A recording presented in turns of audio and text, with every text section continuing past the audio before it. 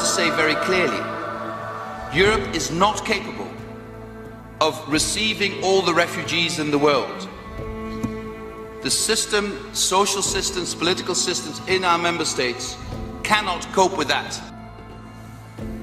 Elsewhere, the UN chief says more than 4 million people have fled the ongoing conflict in Syria. Ban Ki-moon says the large number of Syrian refugees has caused great challenges to many countries, including Jordan, Turkey, Lebanon, and Iraq. He added that nearly 8 million people inside Syria are in urgent need of humanitarian aid. Syria has been through a bloody conflict since 2011. The Syrian government has been fighting against foreign-backed militants and terrorist groups, including the ISIL.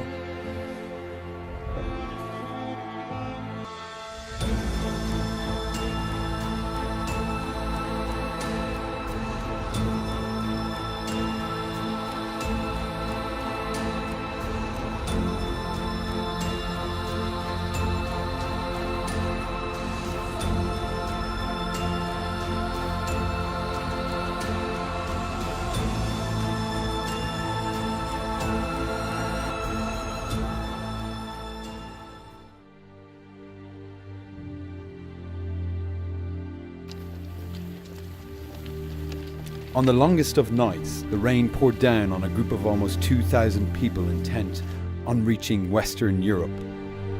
Alighting from a train in the Croatian town of Kakovic, just shy of the Slovenian border, their passage onward seemed endless. You must hold there. You understand me? Wissam, a Syrian biomedical student, spoke of his journey so far. They told us there is homes, there is everything, but the border is closed and it's raining, and we are here in the middle of nowhere. What do you think will happen? I don't know what will happen, but they must open the border so they let people pass. This weekend, Croatia granted over 10,000 desperate people passage. They requested their northern neighbours to allow 5,000 people to pass each day. But Slovenia said it could only take half of that number. The night grew darker, the crowds larger, families waited, little ones took shelter, while the police watched over. For Wissam, the journey seems all too fraught with challenges. He captained the boat from Turkey to Greece. I drove the boat. It was a responsibility, and yes, it was hard. You know, the life of 30 persons is in your hands. The situation has changed for the migrants and refugees in recent days. The previous orderly flow now stutters and bottlenecks swell at the border crossings. They face exhaustion, inclement weather, and adversity. Nevertheless, 10 at a time they pass, onward in search of a brighter dawn.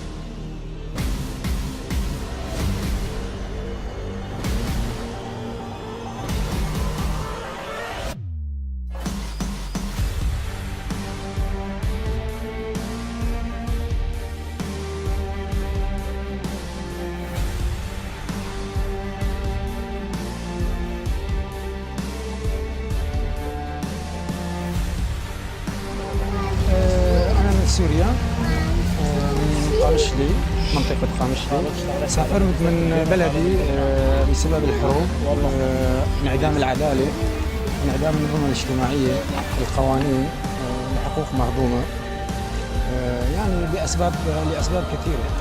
الهجرة تأتي لأسباب كثيرة: انعدام الأمن، انعدام الاستقرار، الحروب، الإرهاب من طرف، الحكومات الظالمة والدكتاتورية من طرف. يعني ضحيتها بالأول وبالأخير الشعب والأطفال هم الضحية لكل صراعات بالمنطقة. والسبب هو عدم وجود الاستقرار والأمان.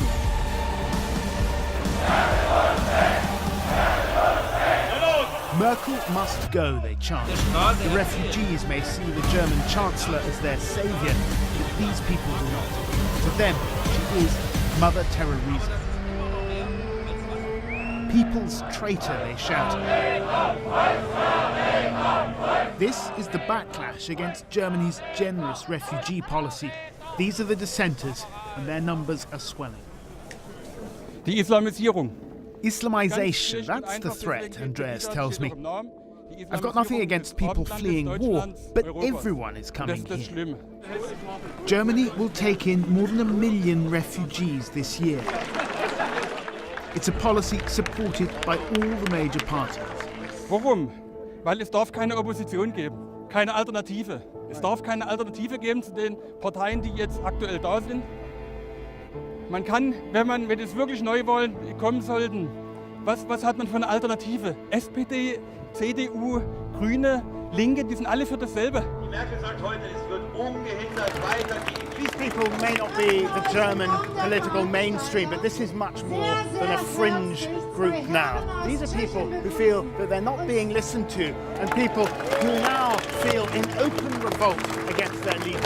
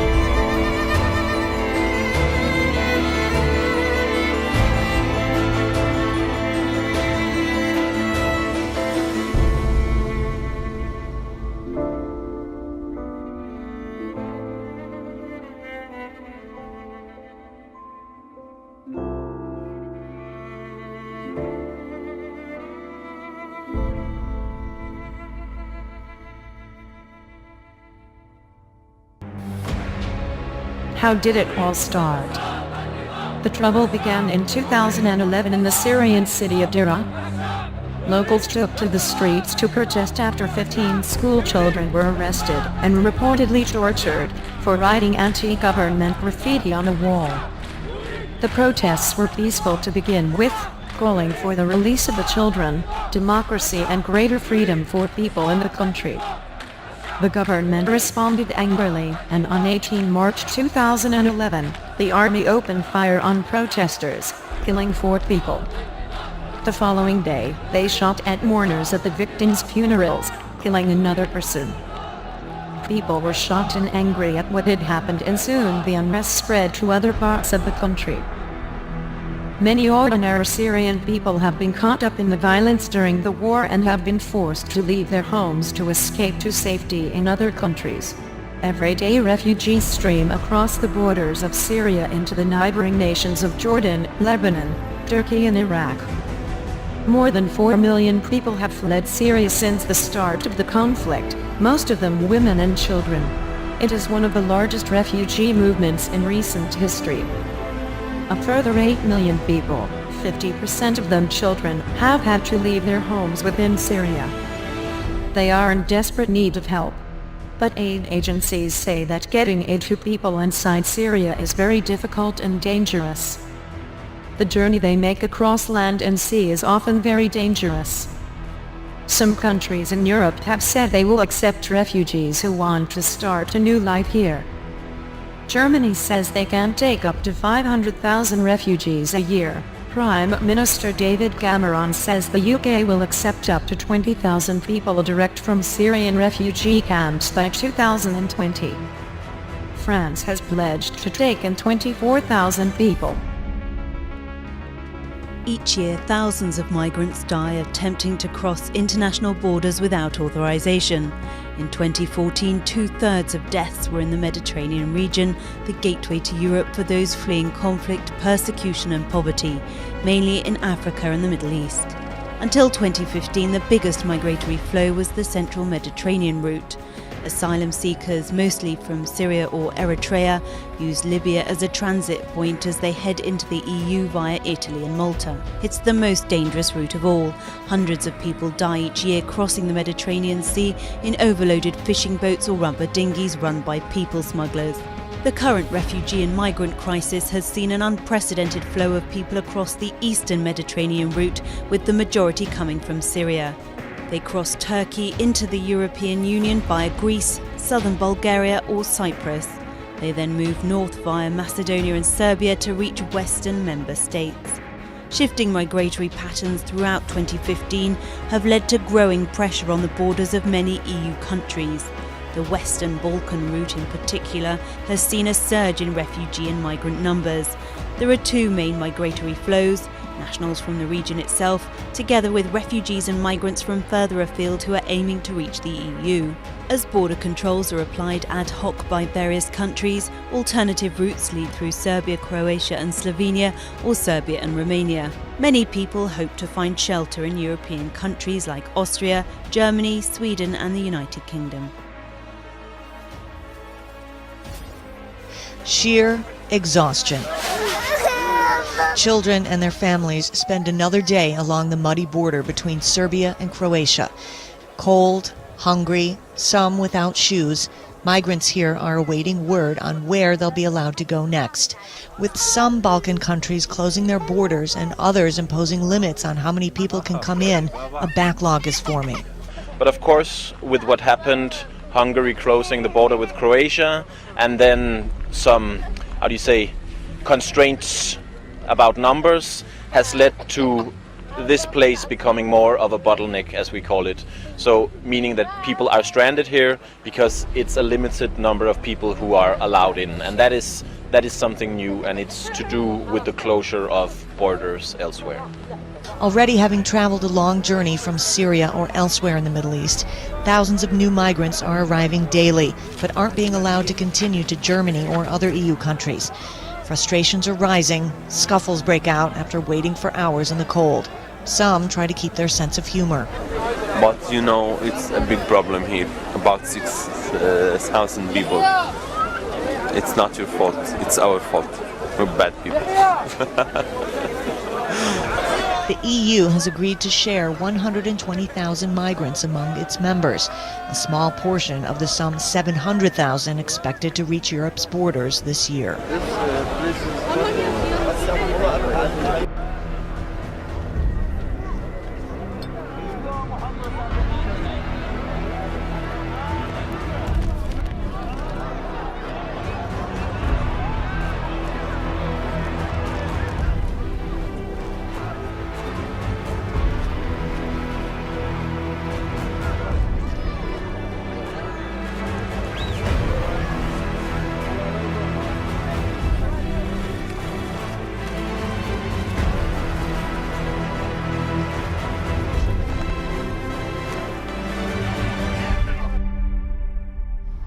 Progress has been hampered by bad weather and official restrictions. But on Tuesday, the pressure of numbers reached critical mass on the Slovenian-Austrian border. From the refugee camp on the Slovenian side, more than 2,000 men, women and children gave up waiting and came streaming down the hill towards the Austrian frontier. We told them we want to go, just we want to go. We don't know, we don't want anything, just we want to go to complete our journey. Austrian soldiers and police strung a barrier across the road. Translators used megaphones to appeal for calm. The atmosphere was anything but calm. And as the pressure grows, so does the impatience. This group behind me has come walking down the street from the Slovenian side in an unofficial way. They're not registered with the Austrian side, and they're just trying to push their way through. Now, clearly it's not going to succeed, but you can see that the authorities are having great difficulty in maintaining order. The breaking point was the arrival earlier on Tuesday of hundreds more refugees to the Slovenian border camp, already hosting nearly 2,500 people. Until then, the camp had been orderly, with police, charity NGOs and local donations combining to provide food and warm clothes. These people came to my heart. I emptied my closet. I took all the children's stuff because I have a small child. And brought them here to help people because they are wet. Slovenia, a country of just 2 million people, says it cannot cope as the numbers arriving from Croatia continue to outstrip the numbers being allowed onward to Austria. In direct response, Slovenian police have now reinforced their capability and brought riot vehicles to patrol along the Croatian border. Austria denies restricting numbers, and police at the Šentil crossing say they're processing refugees as quickly as the system allows. Because we want them to have aid, to have food, and so that they can sleep somewhere in Austria. And there's no limitation about persons that we get from Slovenia, but we need to have a correct order, correct procedure to get them. So this is the problem. The police don't lack compassion, but it seems the system cannot keep up with the reality. Germany's Chancellor Angela Merkel is in Istanbul looking for help.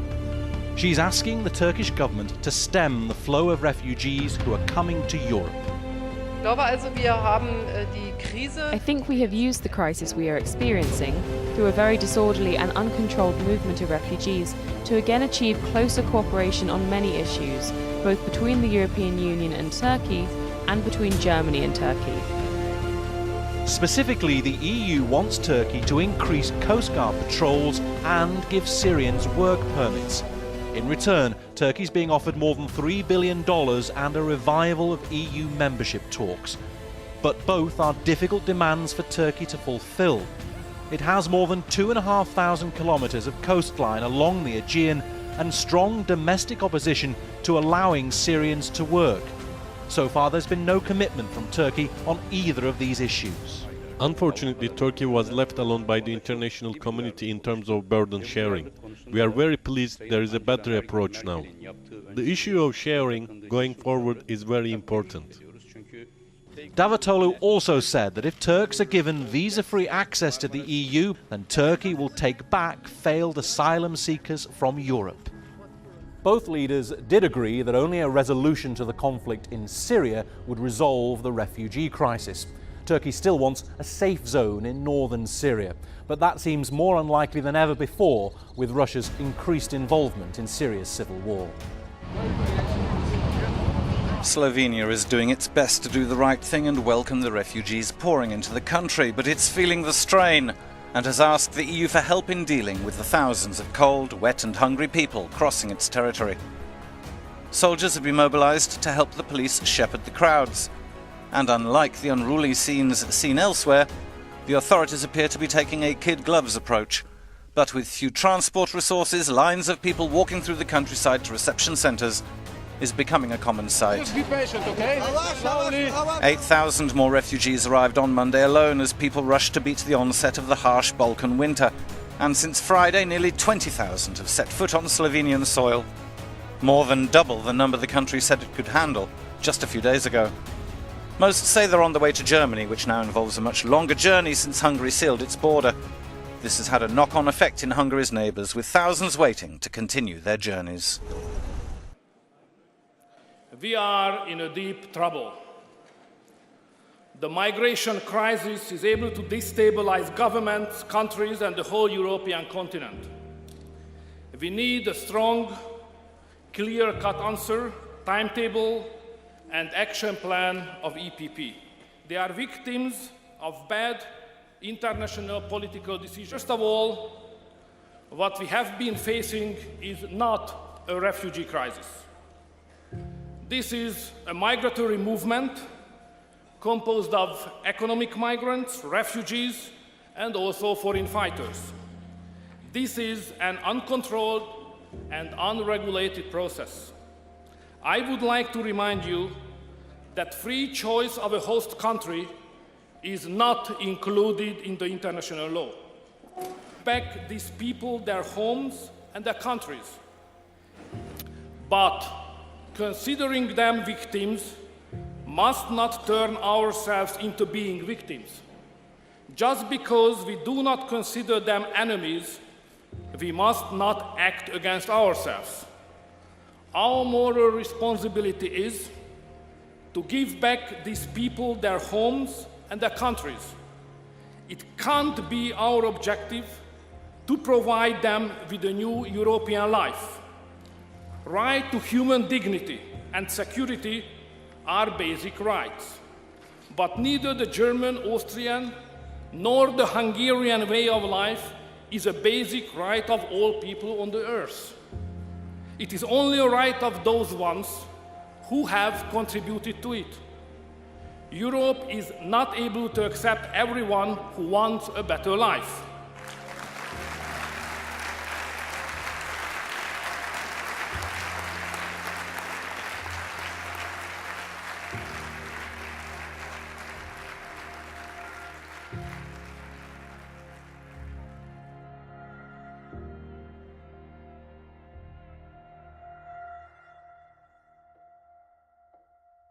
What's the status of those wealthier Middle Eastern countries, Natasha, when it comes to their support for Syrian refugees? Well, it depends on who you ask, Suhana, but most who are following this crisis coming out of Syria say that their wealthier neighbors in and around the Gulf are not doing enough, and some are doing nothing at all. I want to break down some numbers for you in terms of 4 million refugees fleeing out of Syria. What you see here is that neighboring Turkey has taken almost 2 million, Egypt 133,000, even Iraq, which is dealing with its own crisis and problems with ISIS, has taken 250,000.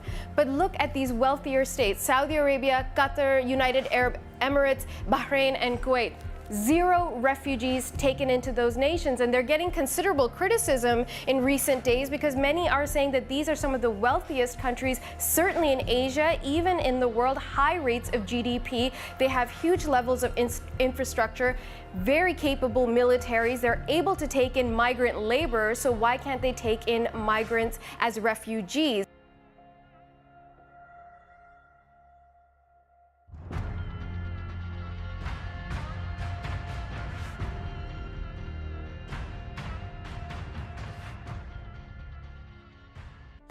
كم سوريا لجأ إلى السعودية منذ بدء الثورة قبل نحو 5 أعوام؟ أكثر من نصف مليون سوري دخلوا إلى أراضي المملكة، ولكنهم في لغة الإحصاءات ليسوا مسجلين دوليا كلاجئين، لأن السلطات المحلية منحتهم حق الإقامة والعمل كبقية المقيمين في المملكة. قبل عام 2011 كان في المملكة أقل من 250,000 سوري، واليوم هناك 3/4 مليون يعيشون في السعودية، منهم 200,000 مقيم وأكثر من 300,000 دخلوا السعودية بتأشيرة مؤقتة ولم يغادروها. السلطات السعودية سمحت لهؤلاء بالبقاء في أراضيها وصححت أوضاعهم. أما العائد من عملية تصحيح الأوضاع فتمثل في التحاق أكثر من 100,000 طالب سوري بالمدارس السعودية وتمتعوا بحق التعليم المجاني، وكذلك تم توفير وظائف وفرص عملية للمقيمين السوريين إلى جانب الرعاية الصحية. وتحت عنوان لم شمل الأسرة دخل 500,000 سوري إلى السعودية بعد أن سمحت السلطات المختصة للمقيم السوري باستخدام أفراد أسرته والعيش معه في السعودية والاستفادة من رعاية اجتماعية أساسية.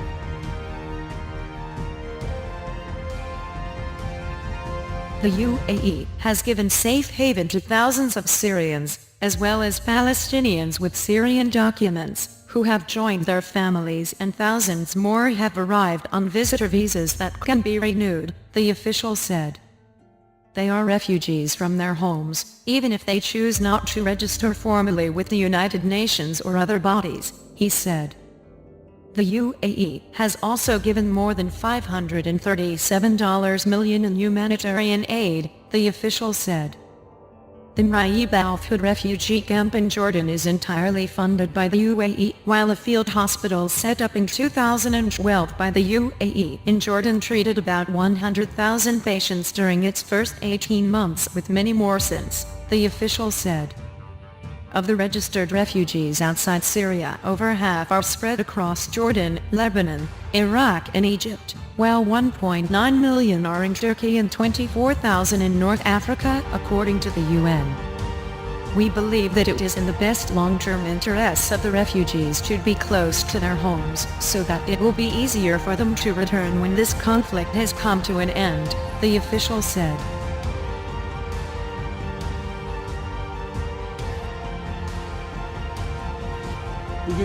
Right now we have 2.5 million refugees in our country. We've spent $7.8 billion and received only $417 million from the international community. In the whole of Europe right now, there are 250,000 refugees and migrants. Turkey has spent almost $8 billion looking after them. It is the largest host of refugees in the world. Many are settled in big cities like Istanbul, woven into the fabric of Turkish society, but others are simply using this country as a transit point to get to Western Europe. So as EU leaders grapple with the migration crisis, trying to persuade them to stay here in Turkey and trying to work out policies with the Turkish government to keep them here in this country is going to be an immense challenge. Most of the Syrians who left Turkey, they are suffering there. Because life in Europe is not easy as what Syrians think. It's not very nice. And here is not bad. You're happy to stay? Yes. Whenever the Western Unions tells people, or what they told them, that stop coming to Europe, stop immigrating, Syrian people are not going to listen, because most of them are jobless, most of them without families, without really a safer place to stay in, so they will try to survive. But you're happy to stay here?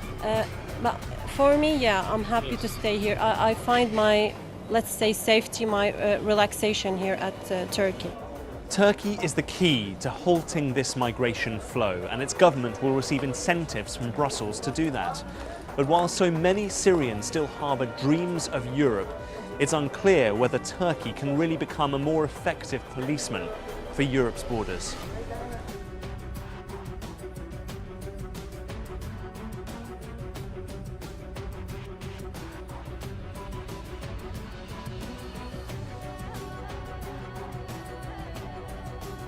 Europe's refugee crisis has been inescapable these past few weeks and will undoubtedly remain so for weeks, probably months and years to come.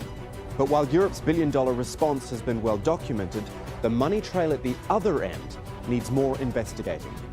So that's what we're doing this week, addressing the people smugglers themselves and the extraordinary money they are making from this misery. Consider this number. 366,402 refugees have arrived on Europe's shores, and on average, people smugglers are charging $3,000 a person to help them reach Europe. That means a staggering $1.1 billion has been made in an unofficial market, which sadly has huge demand. And just as a comparison, how much has the UN asked for to assist Syrians? $1.5 billion, and they have a shortfall of $341 million for the rest of the year.